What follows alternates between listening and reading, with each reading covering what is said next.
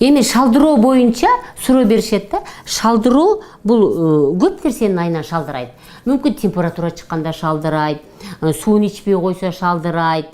Организмде ошо вирус кирип алып туруп, өпкөдө өпкөнүн көбүрөөк бөлүгүнө ээлеп калган болсо, кычкылтек жетпей калып туруп, ошондон да шалдырайт. Көп нерсени шалдыроого көп нерсе себеп болуп эсептелинет. Эми азыркы мезгилде шалдыроо бул бир гана вирустун айынан болуп атат да.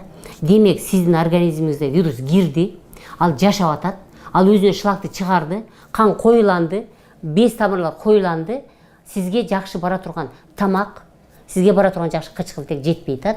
Ар бир клетка алсырап атат. Мага тамак бер, мага кычкылтек бер деп. Ошол ар бир сиздин бооруңуздун болобу, өпкөңүздүн болобу, булчуңуңуздун клеткалары болобу, нерв клеткаларыңыз болобу, сөөктөрүңүздүн клеткалары болобу. Мына сөөгүм ооруп деп келип атат.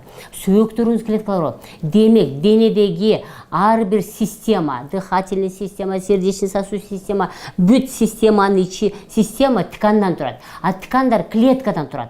Ошол ар бир клеткага кычкылтек менен тамак жакшы жетпей атат.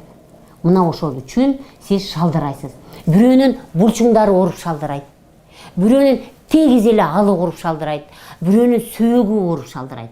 Демек, организмде кан тамырдын ичиндеги жана без тамырдын ичиндеги кан жакшы барбай атат, кычкылтек менен питательный вещество, и без тамырдын ичиндеги шлактар көбөйүп кетти. Демек, ошол эмне дагы эле ошол эле суюктук, ошол эле безге массаж жасоо, ошол эле курсакка массаж жасоо, ошол эле денени чыпкалоо самун менен, ошол эле өзүңүзгө өзүңүз массаж жасоо, суюктукту ичүү, ушул эле ыкмаларды колдоно бересиз. Бу вирусту сиз көбүрөөк кууп чыккан сайын сиздин состоянияңыз жакшы болот. Мен бир күндө жакшы боломбу дейт. Жок, кантип бир күндө жакшы болосуз? Сизге кирген вирус коварный болуп атса, ал сизде жашап атса, кантип биз бир күндө кууп чыга алабыз? Ал үчүн сиз илгертен сиз натуралдык тамактар менен тамактанып, натуралдык суулар ичишиңиз керек эле.